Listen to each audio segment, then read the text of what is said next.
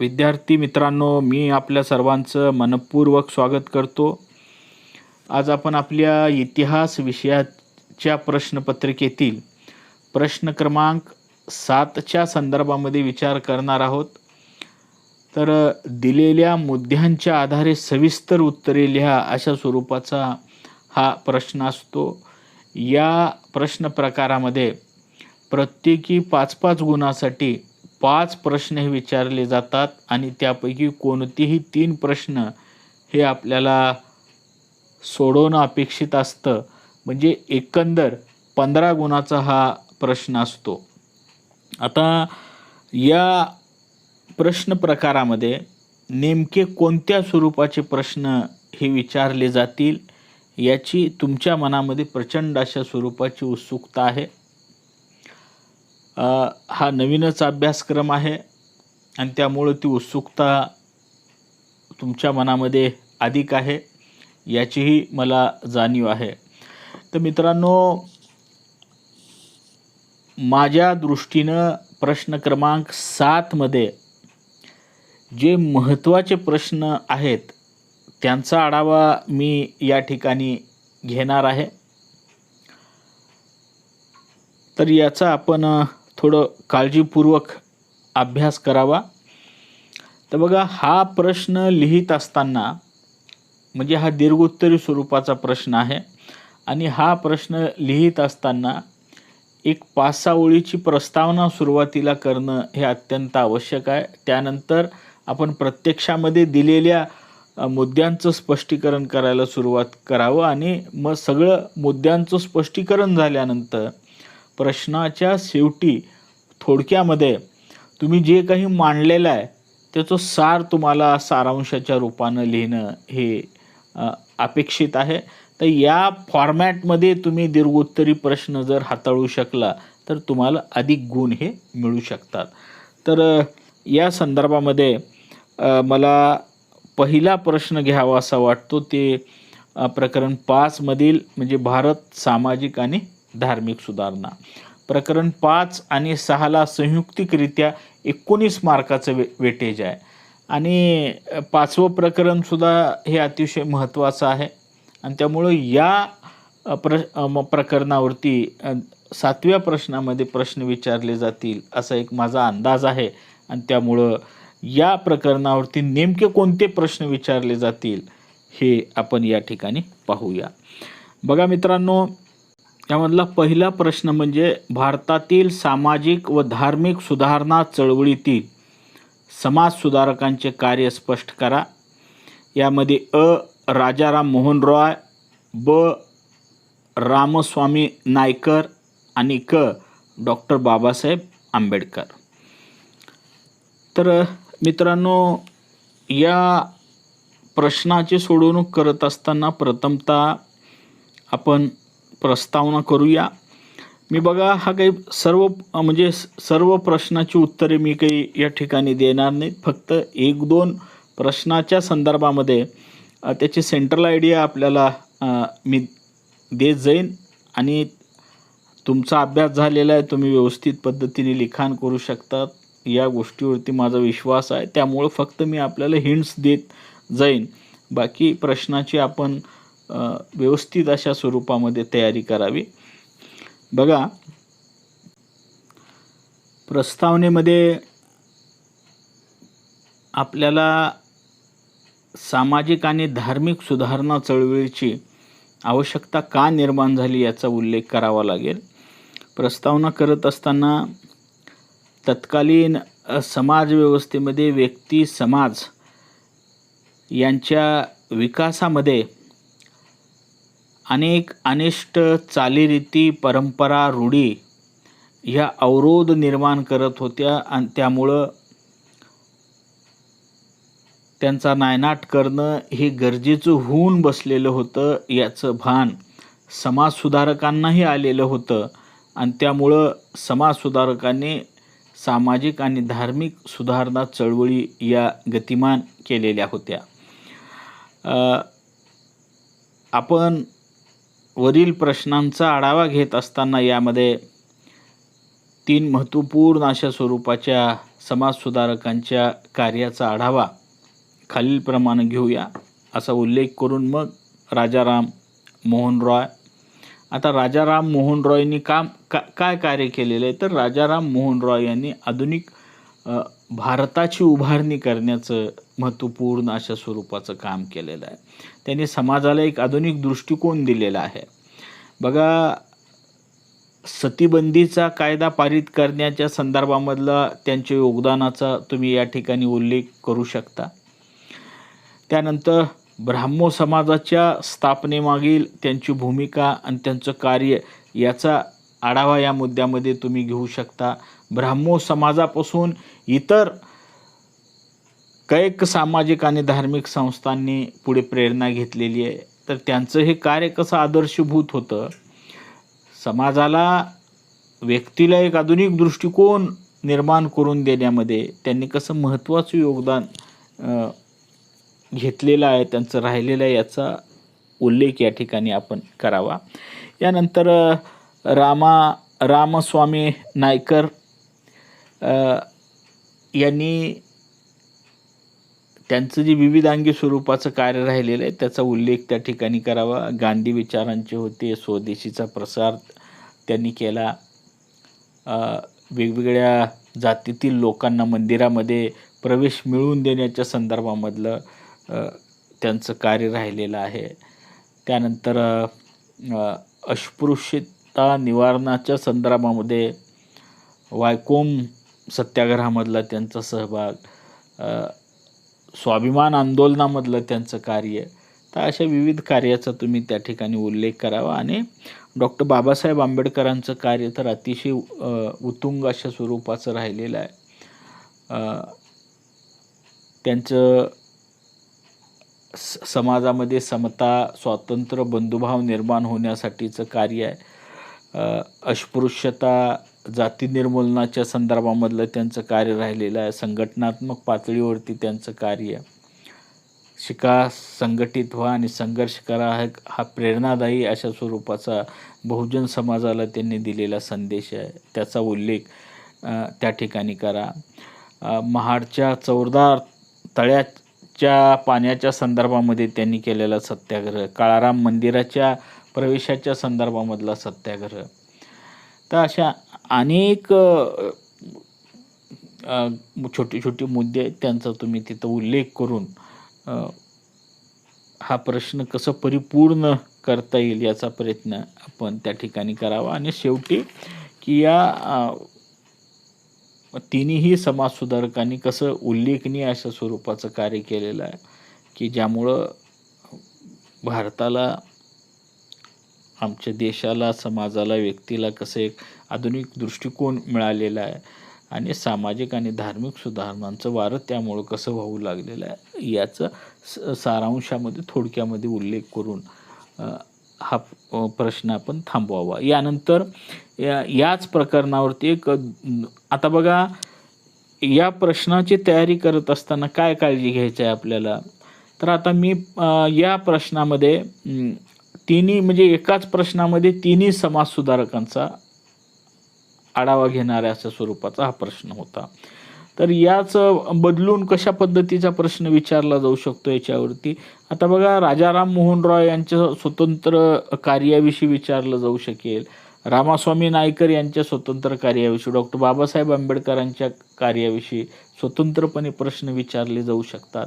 तर म्हणजे विचारले जाऊ शकतात याचं भान ठेवून आपण अतिशय काटेकोर आणि सखोल अशा पद्धतीनं या प्रश्नाची तयारी करावं, एवढंच आपल्याला माझं सांगणं आहे. यानंतर बघा, आता आपण समाजसुधारकांच्या कार्याविषयी बघितलं. आता भारतामध्ये ज्या वेगवेगळ्या सामाजिक आणि धार्मिक संस्था होत्या त्यांनी जे कार्य केलेलं आहे, जी मुवमेंट राबवलेली आहे, चळवळ राबवलेली आहे, त्याच्यावर सुद्धा प्रश्न हे विचारले जाऊ शकतात. बघा, प्रश्न या स्वरूपाचा हा आहे, भारतातील सामाजिक सुधारणा चळवळीची योगदान लिहा. यामध्ये प्रार्थना समाज, सत्यशोधक समाज आणि रामकृष्ण मिशन. तर या संदर्भामध्ये आपल्याला प्रार्थना समाजाचं जे कार्य राहिलेलं आहे की बघा प्रार्थना समाजाने एकेश्वरवादाला प्राधान्य दिलेलं आहे, कर्मकांडाला विरोध केलेला आहे. स्त्री शिक्षण संस्था, अनाथालय, कामगारांच्यासाठी शाळा सुरू केलेली आहे. स्त्री पुरुष समानतेची चळवळ, जातीभेद नाकारणे या स्वरूपाचं जे कार्य केलेलं आहे त्याचा उल्लेख त्यामध्ये करा. सत्यशोधक समाजाची स्थापना 1873 महात्मा ज्योतिबा फुलेंनी बहुजन समाजाला धार्मिक बाबतीमध्ये जे विषमतापूर्ण अशा स्वरूपाची वागणूक मिळते आणि त्यांचा अज्ञानाचा जो गैरफायदा घेतला जातो त्यातून त्यांची पिळवणूक कशी केली जाते, तर यातून त्यांना म्हणजे यातून त्यांचं जे शोषण होत होतं त्यातून त्यांची सोडवणूक करण्यासाठी सत्यशोधक समाजाचं म्हणजे खऱ्या धर्माचं ज्ञान त्यांना व्हावं, ते स्वावलंबी व्हावेत, त्यांचं शोषण कुणी करणार नाही इतकं त्यांना बलशाली करावं या उद्देशाने त्यांनी सत्यशोधक समाजाची स्थापना केली. सत्यशोधक समाजाचं तत्त्वज्ञान काय राहिलेलं आहे त्याचाही थोडक्यामध्ये उल्लेख करा.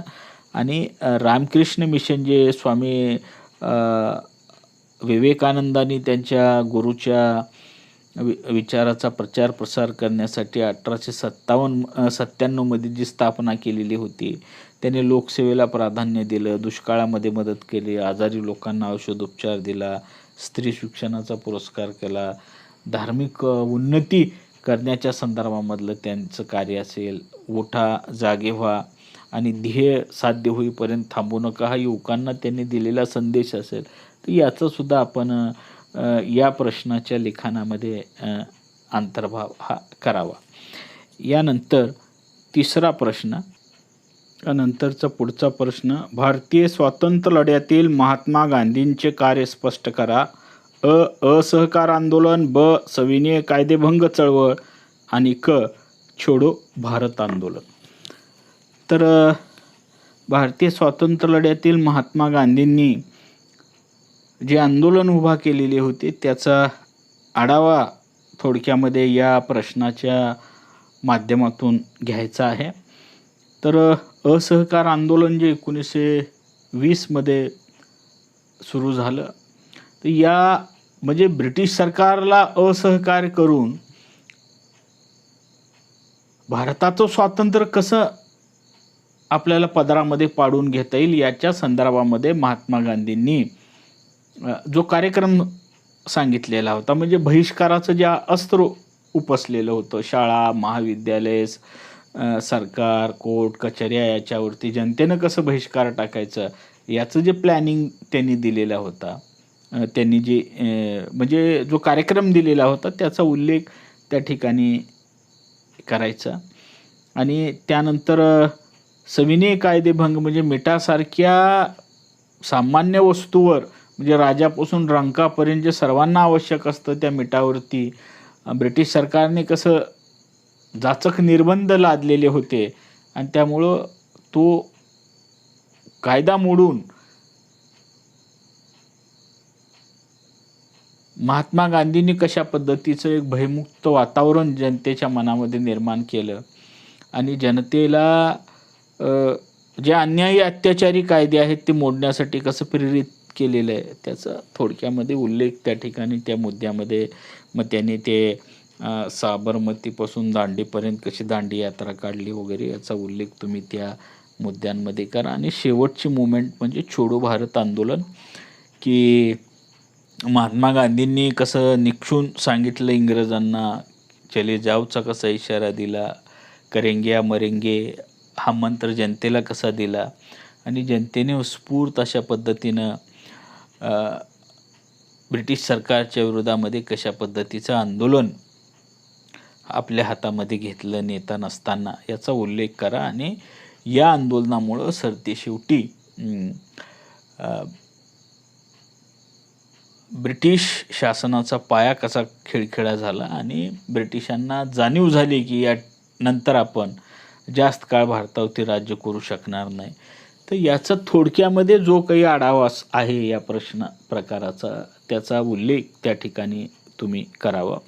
या प्रश्न प्रकारामध्ये सहकार आंदोलनावरती किंवा हे ते तिन्ही या ठिकाणी चळवळी दिलेली आहे त्याच्यावरती स्वतंत्र प्रश्न हा विचारला जाऊ शकतो. तर त्याही दृष्टिकोनातून या प्रश्नाची आपली तयारी असावी. मी फक्त या प्रश्नाच्या संदर्भामध्ये आपल्याला मध्यवर्ती कल्पना देऊ लागलेलो आहे, सेंट्रल आयडिया देऊ लागलेलो आहे. बाकीचं अधिक सविस्तर पद्धतीनं हे तुम्हाला पाहावे लागेल. यानंतरचा बघा चौथा जो प्रश्न आहे, तर हा चौथा प्रश्न आपल्याला घ्यावा लागेल. तो म्हणजे हैदराबाद मुक्तीसंग्रामाची माहिती लिहा. हैदराबाद मुक्तीसंग्रामाच्या संदर्भातले मुद्दे आपल्याला स्क्रीनवरती दिसत असतील. यामधला जो पहिला मुद्दा आहे बघा मित्रांनो, विविध संस्थांची स्थापना. तर विविध संस्थांची स्थापना म्हणजे काय, तर हैदराबाद संस्थानामध्ये तेलुगू, कन्नड आणि मराठी भाषिकांचे प्रदेश होते आणि निजामाने तिथल्या प्रजेवरती अनेक जाचक स्वरूपाचे नागरी आणि राजकीय बंधनं घातलेली होती आणि त्यामुळं आपल्या हक्काच्या जागृतीसाठी त्या ठिकाणच्या जनतेने आता तेलंगणा भागामध्ये बघा आंध्र परिषद, मराठवाड्या भागामध्ये महाराष्ट्र परिषद आणि कर्नाटक भागामध्ये कर्नाटक परिषदेची स्थापना झालेली होती. तर या संस्था ज्या आहेत त्यांचा उल्लेख त्या ठिकाणी अशा पद्धतीनं करायचा आहे. त्यानंतर स्वामी रामानंद तीर्थ यांनी हैदराबाद संस्थानामध्ये स्टेट काँग्रेसची स्थापना केलेली आहे. हैदराबाद संस्थान भारतीय संघराज्यामध्ये सामील झालं पाहिजे. निजामाने इथल्या प्रजेला अनेक नागरी आणि राजकीय स्वरूपाचे हक्क दिले पाहिजे. याच्या संदर्भामध्ये अभूतपूर्व असे स्वरूपाचं योगदान स्वामी रामानंद तीर्थ यांचा राहिलेला आहे. तर त्या संदर्भामध्ये तुम्हाला हे लिखाण करायचं आहे. त्यानंतर रजाकार संघटनेनं हैदराबाद संस्थानामध्ये जो हैदोष घातला, प्रचंड अशा स्वरूपामध्ये तिथल्या जनतेवर जे अन्याय अत्याचार केले, त्यामुळं हे स्वातंत्र्य अधिक नजीक येऊन पोहोचलेलं आहे. भारत सरकारनं त्या ठिकाणी पोलीस कारवाई करून हा भाग भारतीय संघराज्यामध्ये कसा विलीन करून घेतलेला आहे याचा वृत्तांत आपल्याला या प्रश्नाच्या उत्तरामध्ये लिहिणं हे अपेक्षित आहे. यानंतर पाचवा प्रश्न शीतयुद्धाच्या संदर्भामध्ये विचारलेले मुद्दे आपल्याला स्क्रीनवरती दिसत असेल. तर यामध्ये पहिल्या मुद्द्याचा आढावा घेत असताना की दुसऱ्या महायुद्धानंतर जग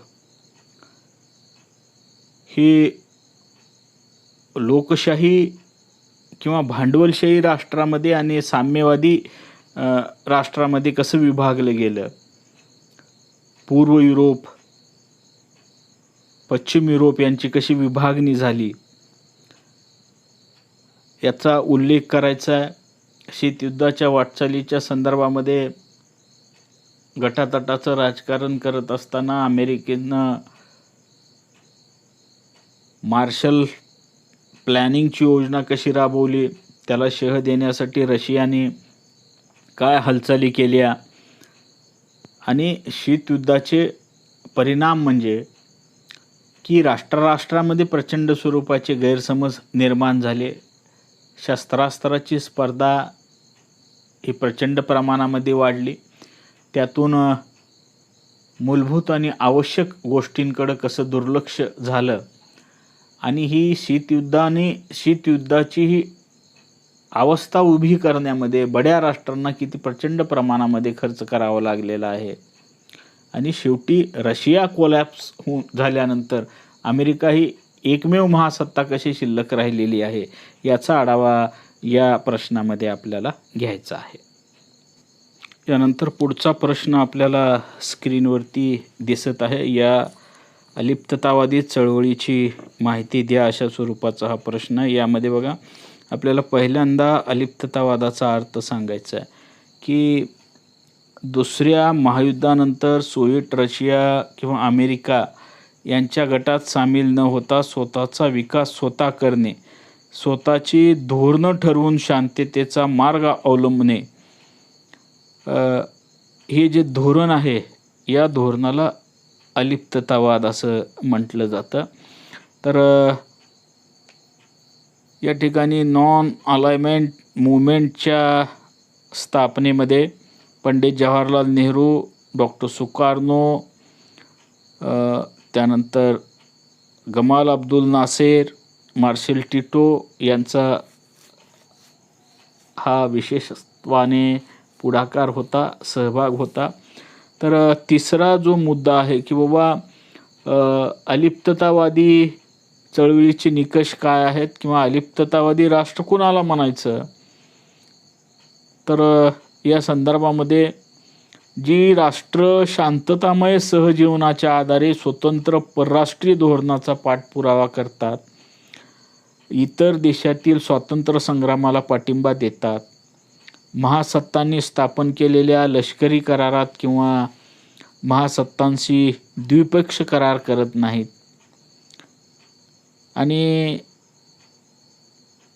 लष्करी तळ कोणत्याही विदेशी सत्तेच्या, विशेषतः महासत्तेच्या प्रतिस्पर्धी देशांच्या हाती न देणारे जे देश आहेत ते अलिप्ततावादी देश आहेत असं आपल्याला म्हणता येतं.